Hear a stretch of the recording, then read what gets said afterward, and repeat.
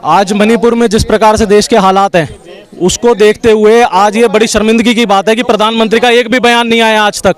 वहां पर हजारों लोग सड़कों पर हैं, बेघर हो चुके, वहां पे हिंसा का माहौल है पूरी जगह। ये बहुत ही शर्मनाक बात है कि आज हमारे देश की ये हालत हो चुकी है।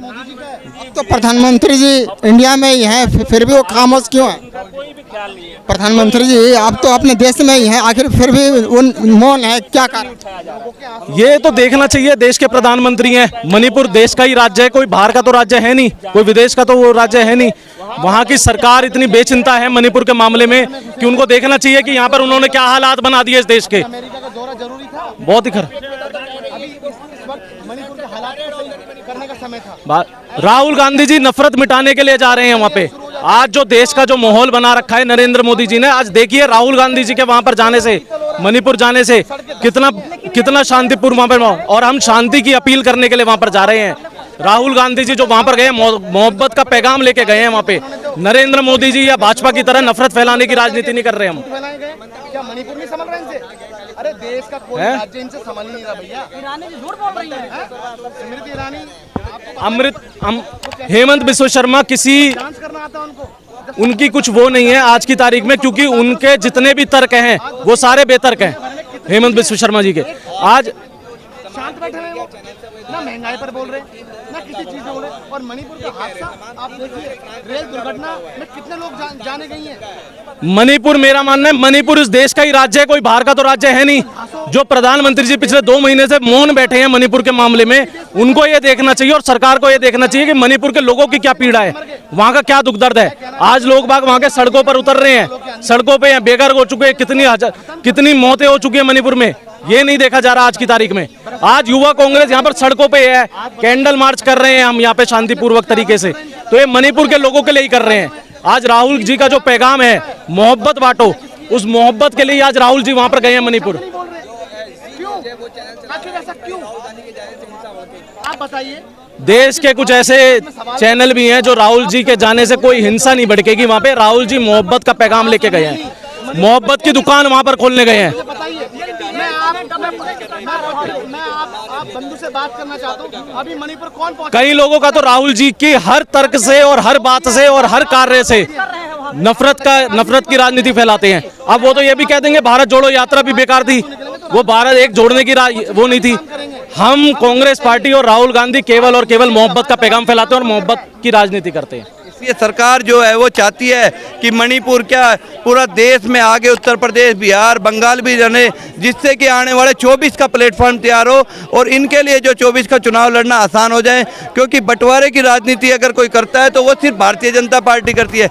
जहाँ भी दंगे फसाद होते हैं, बंटवारा होता है, तो उससे सिर्फ और सिर्फ भारतीय जनता पार्टी को फायदा होता है और उनके लिए ये फायदे का सौदा। जब फायदे का सौदा होता है तो ये नहीं चाहते कि वहाँ शांति स्थापित हो।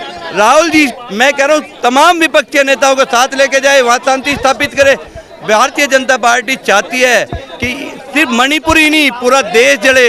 जैसे पुलवामा के हमले के ऊपर उन्होंने लाशों पे राजनीति की और सत्ता में, वो अब चाहते हैं कि देश में मणिपुर की तरह और राज्य भी जले और उन लाशों पे राजनीति, और जब राजनीति लाशों पे होगी तो भारतीय जनता पार्टी को फायदा होता है और वो सत्ता में आते हैं तो उनको सूट करता है। ये क्या चीज, यही तो मॉडल है इनका कि पहले मणिपुर जलाओ, फिर ये उत्तर प्रदेश, बिहार, बंगाल और ये दिल्ली तक आ जाएगी। इनका मॉडल हिंदुस्तान ने क्या विदेश ने भी देखा है कि इनका मॉडल सिर्फ लोगों को बांटने का, जलाने का, लाशों पे राजनीति करने का। क्यों नहीं राजनीति ये बात करते डेवलपमेंट की, 2 करोड़ रोजगार की बात क्यों नहीं करते, 15 लाख खातों में नहीं करते हैं, किसानों की आय दुगनी की बात नहीं करती, गरीबों को मकाने की बात नहीं करते। क्यों आज इनको देश जलाने की बात याद आती है? क्यों नहीं गृह मंत्री वहाँ गए और रोड पे चले? जैसे राहुल गांधी जी ने भारत जोड़ो यात्रा निकाली, निकालो ना मणिपुर जोड़ो यात्रा, लेकिन ये चाहते नहीं, ये चाहते हैं देश जले।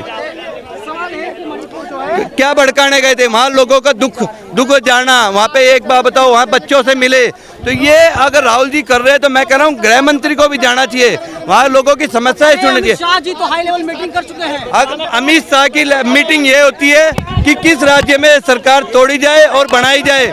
मणिपुर में सिर्फ उनका ये खेल है, ये ड्रामा कर रहे हैं, आते हैं इस्तीफा देने का ड्रामा करते हैं और इस्तीफे को पाड़ देते हैं। मैं कह रहा हूँ जितना देश जलेगा उतना भारतीय जनता पार्टी को फायदा होगा।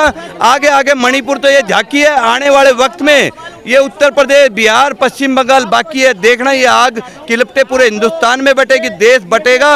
और ये जब 24 में चुनाव हो गए, बीजेपी ने आग नहीं लगवाया है, तो बीजेपी ने ही आग लगाया है। ये आग अगर आग लगा नहीं सकती तो आग बुझाने का काम किसका था? शांति व्यवस्था बनाने का किसका काम था? अगर यही किसी विपक्ष की सरकार होती, वहाँ राष्ट्रपति शासन लग गया होता, पुलिस व्यवस्था ऐसी हो जाती, कोई वो नहीं था। और ये गृह मंत्री, प्रधानमंत्री सब वहाँ पे होते। प्रधानमंत्री यूनिवर्सिटी जा रही है, विदेश में घूम रहे, क्यों नहीं मणिपुर जाते और वहाँ शांति की अपील करते? और ये दोहरा रवैया ये देश देख रहा है, और इस दोहरे रवैये के बीच यदि कोई एक उम्मीद की किरण है, उसका नाम राहुल गांधी है। और वो सिर्फ मणिपुर नहीं, हर उस प्रदेश में जाकर के लोगों को एक ही बात समझाने का काम कर रहा है कि बीते 9 सालों में तुम्हारे अंदर नफरत पनपा करके, तुम्हारे अंदर जहर खोल करके आपस में लड़ाने का काम बीजेपी करती आई है, आगे भी करेगी। यही समय है तुमको बीजेपी के चरित्र और चेहरे को पहचानने का कि यह देश मोहब्बत का देश है, यह देश अहिंसात्मक मार्ग पर चलने वाला देश है। और आप अहिंसात्मक मार्ग पर बने रहेंगे, मोहब्बत के पैगाम को साधे रहेंगे, तो आपको कोई लड़ा नहीं पाएगा। सर एक आखिरी क्वेश्चन है, आप लोग आगे बढ़ रहे तो आगे बढ़ते बढ़ते बात कर लेते हैं। प्रधानमंत्री मोदी का एक भाषण वायरल हुआ जिसमें साफ साफ सुनाई दिया, वो बोलते हुए दिखाई दिए कि पहले का नॉर्थ ईस्ट यानी कि कांग्रेस के टाइम का नॉर्थ ईस्ट देख लीजिए और अब बीजेपी के टाइम का नॉर्थ ईस्ट देख लीजिए, आप पहचान नहीं पाएंगे। बिल्कुल सही कह रहे हैं। कांग्रेस के टाइम का जो नॉर्थ ईस्ट था,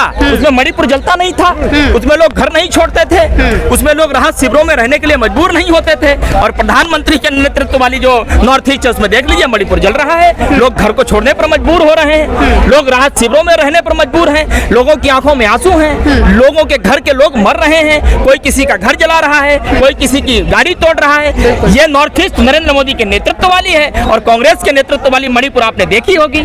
अरे देश की मणि को आपने छिन्न भिन्न करने का काम किया। प्रधानमंत्री नरेंद्र मोदी से मैं कहना चाहता हूं कि इतना असंवेदनहीन कोई अगर हो सकता था, कोई हो सकता है, तो वो सिर्फ आप ही हैं। ये क्रेडिट मैं आपको सौगात में देता हूं। माफ करिए, हमारे इस देश को 2024 में इस सत्ता से ही नहीं बल्कि आप इस देश से भी चले जाइए। मैं हाथ जोड़कर अपील करता हूं आपसे। चलिए बहुत बहुत शुक्रिया। जिस सरकार में हिंदू खतरे में आ गया, बताइए। कांग्रेस की सरकार में तो कोई खतरे में नहीं था, कोई मजहब भी खतरे में नहीं था, अमन चैन था।